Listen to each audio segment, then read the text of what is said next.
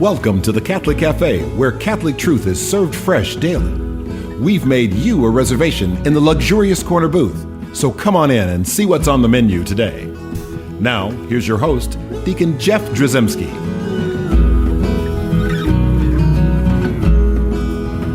Greetings and welcome to the Catholic Cafe. I'm Deacon Jeff, sitting in the luxurious corner booth of the Catholic Cafe. I've got Ziggy Rodriguez. That's me. And I've also got Venerable Tom Dorian. Hello. And notice how my voice goes down with Venerable Tom Dorian. Because it turns into Sounds like mode. You're not as excited. No. I'm sacred. I'm reverent. I'm reverent. We need to cue a heavenly chant choir for. Yeah, I wish I had one of those little buttons. You know, all the the well-financed shows. Yes. All those podcasts and television, radio shows. They got little buttons, little dials in front of them. They can do all Sound the effects. Yeah, we could put applause.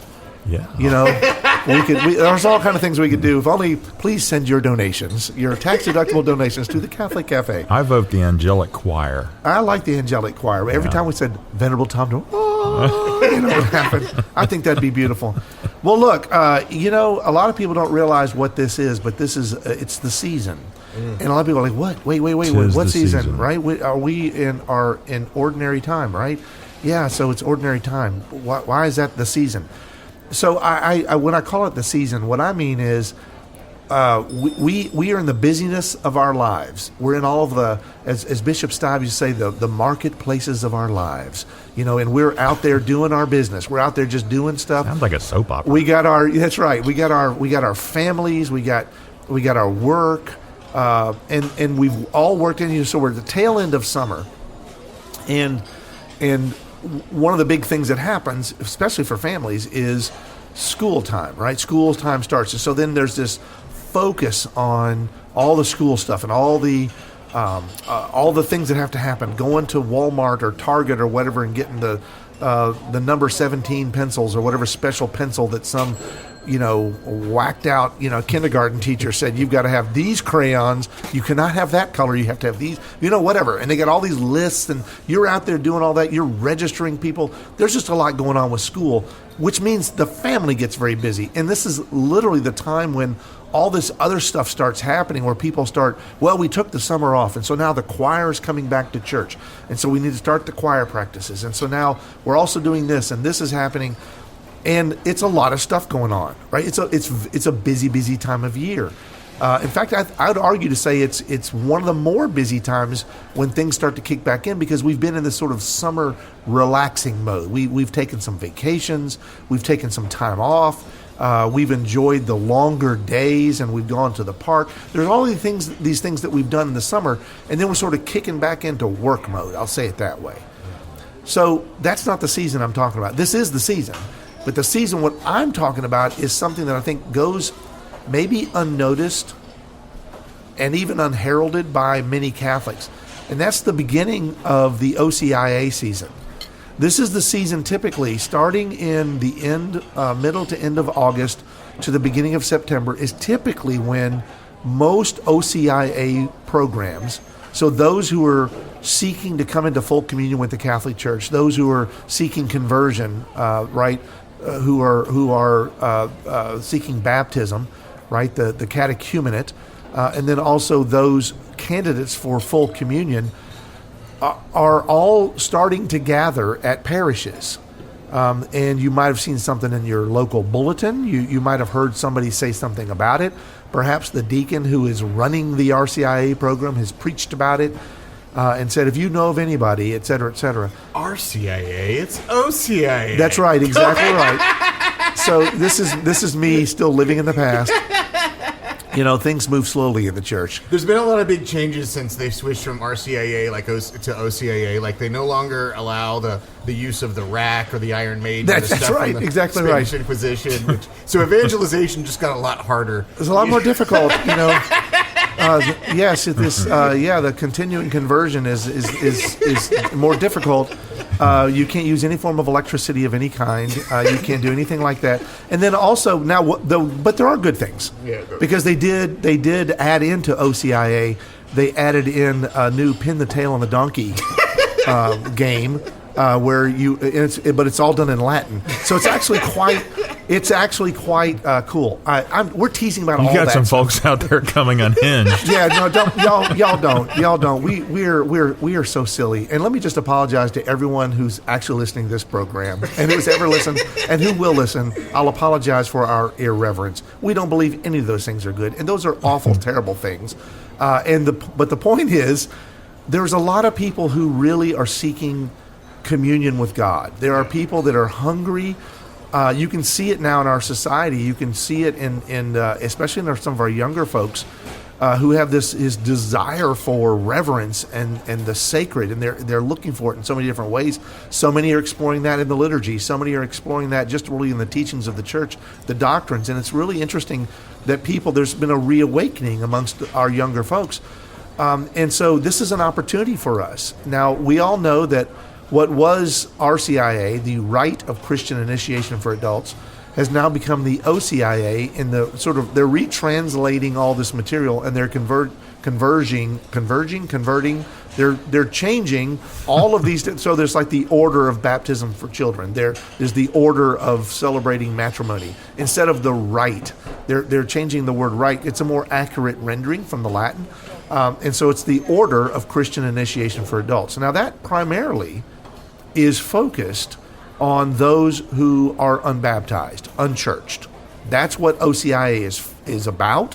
That's what its focus is. If you buy the little book at your local Catholic bookstore to find out more about that particular order of Christian initiation for adults, if you look at that, like 90% of that book is focused on those who are going to be baptized. It's all the rites and the processes and all the things, all the words that are said, and then all of the rubrics that go with this conversion to the faith, conversion to Christianity from an unbaptized state.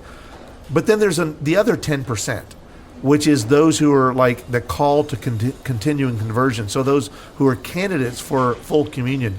And the church makes a point of stating that these are not converts to the faith. So if a person is Baptist and becomes Catholic, they're not a convert, right? And that's what the church wants to eliminate that confusion. But at the end of the day, you've got people that are baptized and people that are unbaptized. And all of them come together in an OCIA program at a parish in order to learn more about the Catholic faith, to grow in a spiritual way, to seek out and find the community that God has sort of orchestrated and set apart, we call the church, to become into union with the church. And that's what happens over the year or so in the OCIA process. Now, still, the majority of people that show up to OCIA are people who are already baptized. That's the majority of people that show up. And so they tend to follow this path that happens, end of August, beginning of September, when school starts. They start sort of Catholic school, and they go through in weekly meetings at the local parish, finding out more, praying together, seeking community, but then also just learning the doctrines, learning the dogmas, and having their questions answered, etc., so that they can discern properly the path, their call to become one with the one holy Catholic and Apostolic Church. And then that usually culminates at the Easter Vigil. Now again, with those who are candidates for full communion, people who are already baptized, they don't really have to wait until the Easter Vigil to come into the church. They actually can come in earlier when they're ready. It's pastoral discretion, right? Technically, that's right. Now, sometimes I've always thought it was good for people to go through the whole process and come in at Easter. The Easter Vigil is so beautiful. I love the Easter Vigil, and so it's made so you can do that, right? But its original intent for OCIA was not that. It was that those would be people who are being baptized. So it's all designed for like having the baptism and having the confirmation and all that kind of stuff. But most people who are in the OCIA process are already baptized. So and a lot of them, they're on the path to marriage, and they're about to marry a Catholic. There are many different storied experiences that people have. Marriage to a Catholic spouse to be, a Catholic fiance, is one of the reasons, and it's fairly common. I'll be honest with you, it wasn't the majority. Oh, okay. It was not the majority of those people. It really is people seeking to find meaning in their faith, I think.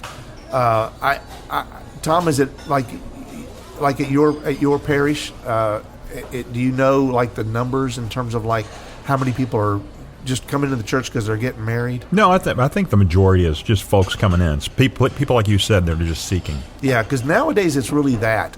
It's been my experience, but there are always, and when people say like, well, isn't it wrong just because they want to be married, or they want to be together in their marriage or whatever? Isn't that wrong? Like, I always say the Lord works in mysterious ways, and if the Lord works through a relationship between fiancés, and that's how He's going to bring somebody into full communion and have them to realize the fullness of the Catholic Church, I think that's beautiful. I don't think that it's a bad thing if someone's saying like, well, I just, we want to be the same faith, so I decided to become Catholic. I say, all right, we'll start there. That's where we'll start. And I have met some couples, where a guy, he was already hardcore Catholic and he married a woman who was not, I don't think, even Christian. And she's an on-fire Catholic. She loves the faith. She's a wonderful Catholic woman, Catholic, wife and mom, everything. Turned into a church lady, probably. Right? Actually, yeah, she ended up becoming a music director. There you go. That's great. All that aside, I'm just trying to head off the emails before they start showing up. But anyway, the thing is, at the end of the day, here's the thing that's missing. What's missing is you, the listener. What's missing is you. And I say it that way, and this is not an accusatory tone. This is my realization for myself that it was also me for many, many years. When I was Catholic, when I discovered my faith, when I came back to my faith with vim and vigor and zeal, and all these things where I was like excited to be Catholic, it turned out to be a personal experience for me, but then I didn't realize that I think then I was empowered by God to evangelize. And I think for so many people, that we just think like, look, if people want to be Catholic, they know where the door is, right? They know where the service button is on the counter. They'll press that little bell and they'll ring the bell and say, hey, I'd like to be Catholic. When in fact, Jesus set in place this entire process of what's called evangelization. And we're part of that, God's plan of salvation. We are supposed to share the gospel to the four corners of the earth. We're the front lines of the church militant. That's what we're supposed to be doing. And so the question then becomes, if your RCIA, OCIA programs, I corrected myself mid-thought, it's going to take me a while to get there. That's kind of the Leo and Francis thing. That's exactly right. I've had a couple of priests say, for Leo the Pope, and there's been a fr at the beginning of it, like Fra Leo. But it's like so many of us who either came through OCIA or we know that our parishes have an OCIA program, we might look into it and go like, there's only like 5 people that are coming in the church or whatever. And it's like, it's not very exciting. There's not a bunch of stuff. And I was like, and then what I realized was like, what was I doing to increase that number? Did I actually invite somebody? Did I actually even propose to somebody that like, have you thought about being Catholic? Oh, not me. Have you, and I realized I hadn't had a lot of conversations with people. And that's what really changed in my life a lot, was to start to talk about my faith, talk about my faith journey, which led me down this path to the diaconate. It led me down the path, to this radio show, right? This is the sum of my own personal experiences in discovery, self-discovery and discovery of God in the fullness and richness of the faith, and then just like saying like, well, it's not enough for me to hold it in and go like, oh, I feel so informed, I feel so blessed. It's like, if you are truly blessed, that's supposed to be turned around. It's kind of like love. You don't hold it, you share it, you spread it, right? And so that's exactly what we need to do. So this is really a call to the ordinary Catholics who may listen to EWTN, who are faithful listeners. They give money to the church. They're supporting the church. And they may be active in certain programs in the church and things like that. But the thing is, we also all are called to evangelize. Well, and all of us here in the Catholic Cafe have been touched in a variety of ways by the Curcio movement. And the saying of the Cursillo movement, the motto of it is make a friend, be a friend, bring a friend to Christ. And, that is, regardless of whether somebody's been involved in Cursillo, the truth of that motto should ring true to all of us, right? And to make a friend, be a friend, and bring a friend to Christ. And if we ask ourselves, oh, well, I'm not really sure how to bring a friend to Christ. Well, it's not all on you. We have programs like OCIA that can help. But the first step is make a friend and be a friend. And then within that context, if you're able to say, hey, you and I have talked about faith sometimes. Would you be interested in learning more about the Catholic faith? Even if you feel completely ill-equipped to really discuss it, there are people who are equipped. And so sometimes it just requires the courage of making that invitation and making yourself available, to that no. They might say no, but what if they say yes? Mm-hmm. What if they say yes? What would Michael Jordan say? You miss 100% of the shots you don't take. That's right. Exactly right. Can't win the lottery unless you buy a ticket. I don't think he said that, though. But yeah, you're exactly right. And you don't, and maybe you feel uncomfortable, like, I don't want to invite them to OCIA specifically. And the thing is, do you? Well, what if you just talk to them like I was telling you? Here's something that our venerable Tom would do. Tom will say things that I think are really brilliant, and I don't know if he's saying them because he just stumbled upon them or he's actually brilliant. I'm going to lean with the brilliant thing, but he'll say the things with people because he's actually done a really good job. And in fact we had Shar on the show, a wonderful lady who.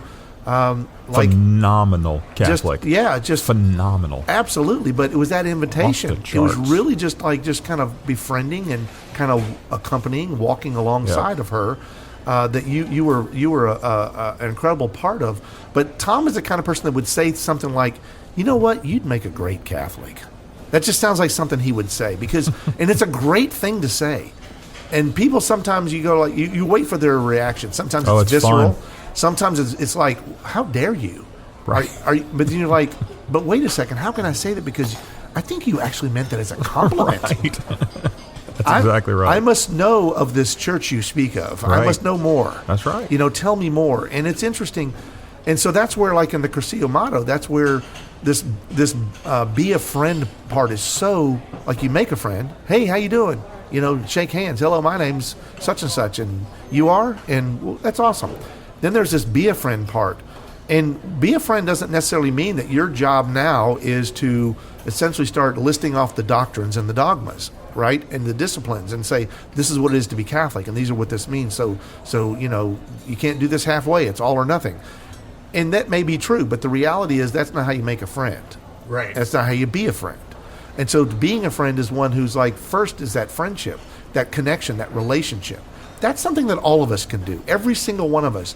And when you get comfortable in that relationship, either they're going to ask, like, I want to know more about your faith because you seem to be really at home in the Catholic Church.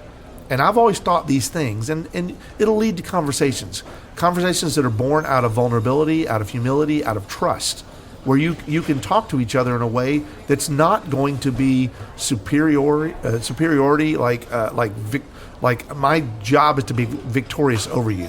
That my job is to win. That's not why you're talking to them. And if it comes across that way, like in other words, you start there, that's you're not going to be a friend. I heard an interesting episode of Pints with Aquinas where Matt Fradd was talking about this exact issue, and he said, we have a lot of us, we try to be hesitant and try to make it where if we're evangelizing somebody, we want to, put up qualifiers to be like, no, I'm not trying to make, it's not that I want you to become Catholic and stuff like that. He's like, it comes off as really dishonest. And he said in his approaches with friends that he talks to, he's like, yeah, just to be clear, I believe this stuff. I believe that the Catholic Church is the one true church. I do. I want everybody to be Catholic because I think it's it's the truth. It's the source of all joy and goodness and beauty. So yeah, do I want that for you? Yeah, but does that change our friendship if you choose not to be Catholic? No, I'm just glad to be your friend. And I thought, But I'd be gladder. No, I'm kidding. Don't say that. But I thought that was an interesting point. Like, have that level of honesty, but don't let any of that interfere with the genuineness of your connection with that person and loving that person and being that person's friend. And I thought that was really well said. Mm-hmm. And that's 100% true. I at the end of the day, we're so reluctant. We live in a society right now that's there's a lot of victims out there. There's a lot of triggering. There's a lot of things that happen that essentially where we're worried that we're going to offend and we're going to upset.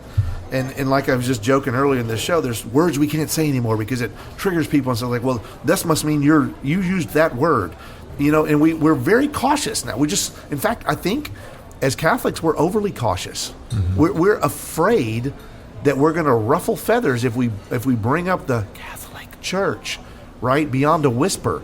And the thing is, we should be shouting the truth and the faith from the mountaintops, not in an obnoxious way and not in a superior way. Not in a victorious way, but in a way, like you said, it's like, I love this, and I want other people to love it too. And so I want to tell you about it. It's an invitational way. It's an invitational way. You are inviting someone on a journey. You're inviting someone to go deeper. And your friends and your relationships better than anybody else. And so it's going to be a different story for every different friend and every different relationship that you have. Because at the end of the day, it's a very personal invitation.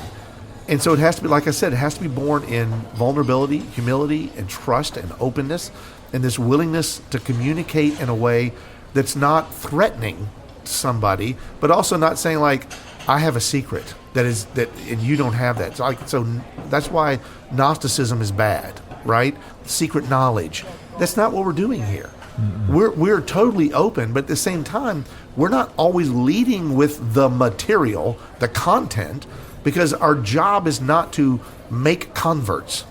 Our job is to share the love of Jesus Christ with everyone that we encounter and everyone that we meet in whatever degree that we can, in whatever time that we have on this earth, or at the grocery store, or at our place of work.